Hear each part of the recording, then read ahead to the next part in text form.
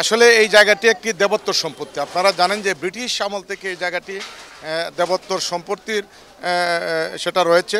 দেবত্বর সম্পত্তির অর্থ হচ্ছে দেবতার সম্পত্তি। আমরা সেই দেবত্বর সম্পত্তিটি আমরা আজকে এই উদ্ধারের জন্য মাননীয় জেলা প্রশাসকের নেতৃত্বে সেই উদ্ধার অভিযান চলছে, উচ্ছেদ অভিযান চলছে। আমরা দীর্ঘ 5 বছর যাবত এই দেবত্বর সম্পত্তি উদ্ধারের জন্য আমরা আইনি প্রক্রিয়া লড়াই করছি। আমরা মাননীয় জেলা প্রশাসকের কাছে আমরা তার সপক্ষে কাগজপত্র জমা দিয়েছি। এটা দেবত্বর সম্পত্তি, কারণ আপনারা জানেন যে হিন্দু ধর্মীয় কল্যাণ ট্রাস্ট সরকারের একটি প্রতিষ্ঠান। এই সরকারি প্রতিষ্ঠানের যে বিভিন্ন কার্যক্রম রয়েছে আমরা পরিচালনা করে থাকি হিন্দু ধর্মীয় কল্যাণ ট্রাস্টের পক্ষ থেকে। তার অন্যতম কার্যক্রম হচ্ছে দেবত্বর সম্পত্তি উদ্ধার, রক্ষণাবেক্ষণ এবং সংরক্ষণ। আমরা মনে করি দেবত্বর সম্পত্তি উদ্ধার করে সেটা সংরক্ষণ করার এই প্রতিষ্ঠানের সরকারি নির্দেশ রয়েছে।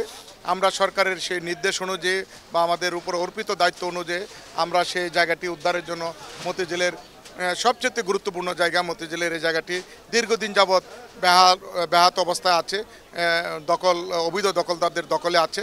আমরা মাননীয় জেলা প্রশাসকের কাছে সেই সপক্ষে কাগজপত্র জমা দেওয়ার পর মাননীয় জেলা প্রশাসক দীর্ঘ 6 মাস পুঙ্খানুপুঙ্খানু তদন্ত করে সিলিন্ডারের মাধ্যমে ওনারা নিশ্চিত হয়েছেন যে এটা দেবত্ব সম্পত্তি। সকল রেকর্ডের ধারাবাহিকতা এটা দেবত্ব সম্পত্তি।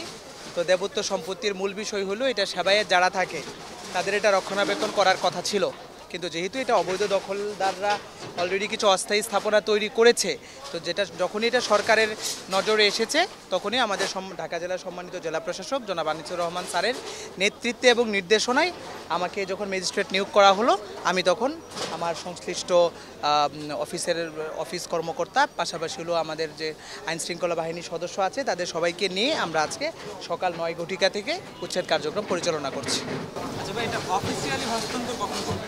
আসলে হস্তান্তরের বিষয়টা এরকম না, এটা আমরা আগে জেলা প্রশাসকের কাস্টডিতে নেওয়া হচ্ছে।